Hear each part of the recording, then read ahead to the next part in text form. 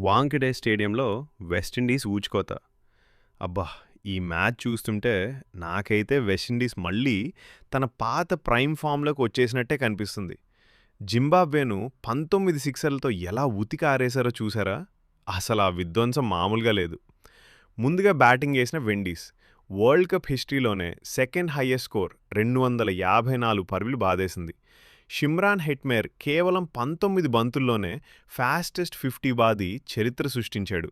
మొత్తం 34 బంతుల్లో 85 రన్స్, అందులో 7 సిక్సర్లు. పావెల్ కూడా 59 రన్స్తో జింబాబ్వే బౌలర్లకు చుక్కలు చూపించాడు.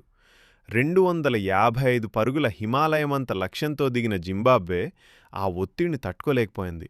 ఫస్ట్ 3 ఓవర్లలోనే 3 వికెట్లు కోల్పోయి పీకల్లోతు కష్టాల్లో పడింది. అకీల్ హుసేన్ తన మ్యాజిక్ స్పెల్తో జింబాబ్వే టాప్ ఆర్డర్ను కూల్చేయగా, మిడిల్ ఓవర్లో గుడికేష్ మోతీ 4 వికెట్స్ ఫర్ 28 రన్స్ తన స్పిన్ మ్యాజిక్తో జింబాబ్వే పనిపట్టాడు. అయితే టీం మొత్తం కుప్పకూలుతున్న సమయంలో 8వ నంబర్ బ్యాటర్ బ్రాడ్ ఎవాన్స్ మెరుపు ఇన్నింగ్స్ ఆడాడు. కేవలం 21 బంతుల్లో 43 పరుగులు చేసి విండీస్ విజయాన్ని కొంచెంసేపు అడ్డుకోవడమే కాకుండా టోర్నమెంట్ నెట్ రన్ రేట్ మీద కూడా ప్రభావం చూపించాడు.